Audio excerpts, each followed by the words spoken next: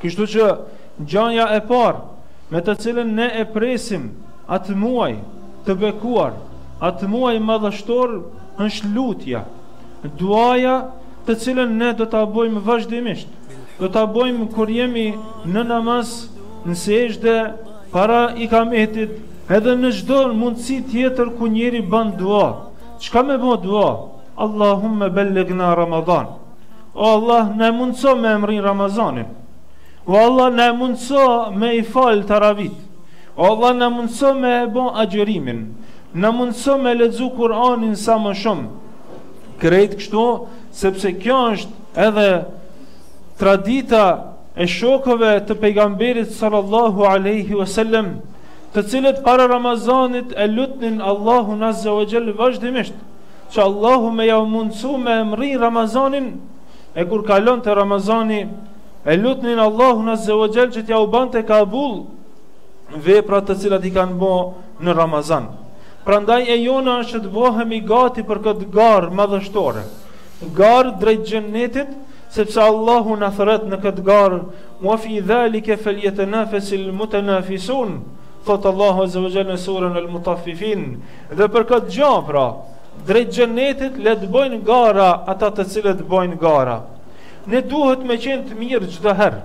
Mirë po, sikur për shembull thonë në pranverë ata të cilët kanë smundje kronike duhet me dal pak me ecë për shkak të ajrit të pastër, ata çdo herë duhet më kujdes për shëndet, por në një sezon pak më shumë.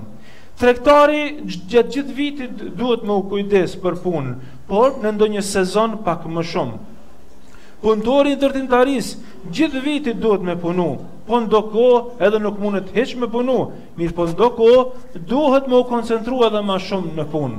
Kështu që edhe ne duhet të koncentrohemi në këtë sezon për ta fituar hajrin më të madh. Këtë na sugjeron pejgamberi sallallahu alaihi wasallam me fjalët e tij: "If'alul khayra dahrakum", punojeni punën e mirë gjithherë. "Wa ta'arradu li nafahati rahmatillah", edhe shikoni, vërejni mundësitë e rahmetit Allahut, kur janë më shumë, kur ka më shumë shansa për me fitu rahmetin e Allahut.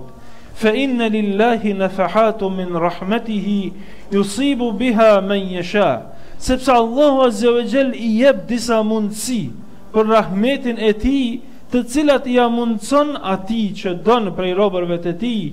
"Wasalullaha an yastura awratikum wa an yu'mina rawatikum", prandaj luteni Allahun azza wa jall që t'ja mbulon tmetat, t'ja mbulon haramet, t'ja mbulon juve të këqijat, edhe t'ju siguroj nga trishtimi, t'ju siguroj nga trishtimi i vdekjes, nga trishtimi në varr, nga trishtimi i ringjalljes, nga trishtimi i kalimit të siratit, edhe të gjitha këto kërkojni prej Allahut azza wa jall. أهلا رمضان